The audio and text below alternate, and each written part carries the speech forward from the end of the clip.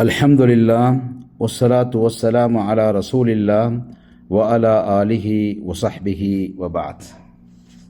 அன்புக்குரியவர்களே, புலனறுவை மாவட்டத்தில் வாழ்ந்து மறைந்த 3 உலமாக்கள் சம்பந்தமாக ஏற்கனவே நான் ஒரு வீடியோவை பதிவு செய்திருக்கிறேன்.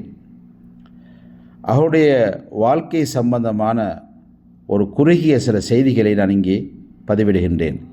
இதனூடாக நாம் படிப்பினைக்காக எடுக்க வேண்டிய விஷயங்கள், அவர்கள் சமூகத்துக்கும் மார்க்கத்துக்கும் எவ்வாறு போதனை செய்திருக்கிறார்கள், பணிகள் செய்திருக்கிறார் என்பதை தெரிந்து கொள்வதோடு அவர்களுக்காக பிரார்த்தனை செய்வதற்காகவே இந்த பதிவை நான் இங்கே பதிவு செய்கின்றேன். அதிலே ஓனாகம என்று சொல்லக்கூடிய கிராமத்திலே பிறந்து வளர்ந்து பின்னால் தன்னுடைய வசிப்பிடமாக தம்பாலை என்ற கிராமத்தை தேர்ந்தெடுத்த எம்எல் உமர் மௌலவி பஹஜி ஹசரத் அவர்கள் கஃபரல்லாஹு லஹு அவர்கள் ஒரு மௌலவி ஆசிரியராக பாடசாலைகளில் கடமை செய்திருக்கிறார்கள்.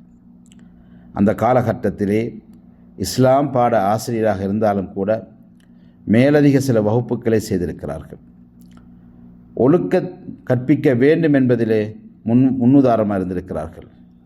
அதே போன்று மாணவர்கள் நல்ல முறையில் அழகாக குர்ஆனை ஓத வேண்டும் என்பதற்காக தன்னால் முடிந்த அளவு முயற்சிகளை செய்திருக்கிறார்கள்.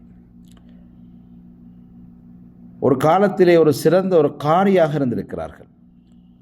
அழகான இனிமையான குரலை கொண்டவர். அதன் காரணமாகவே மலேசியா போன்ற நாடுகளுக்கு சென்று குர்ஆன் போட்டிக்காக சென்றிருக்கிறார்கள்.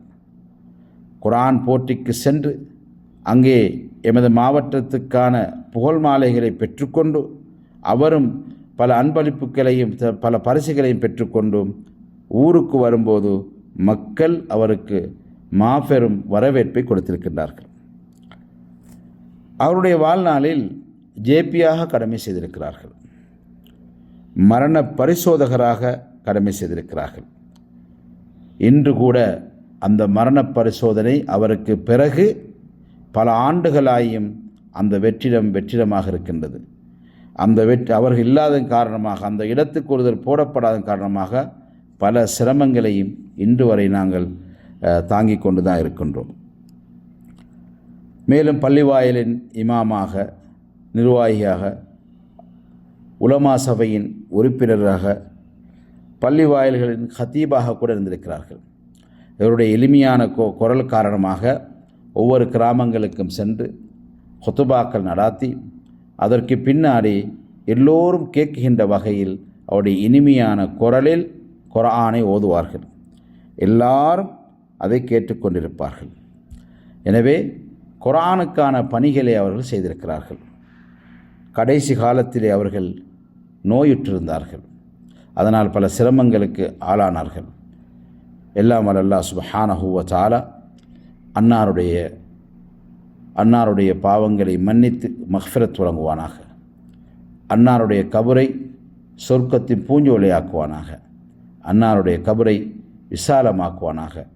இந்த பதிவை கேட்கின்ற நீங்களும் அவர்களுக்காக பிரார்த்தனை செய்ய வேண்டும் என்பதற்காக இதை நாங்கள் பதிவு செய்கின்றோம். எனவே அவர்களுக்காக நீங்களும் பிரார்த்தனை செய்யுங்கள்.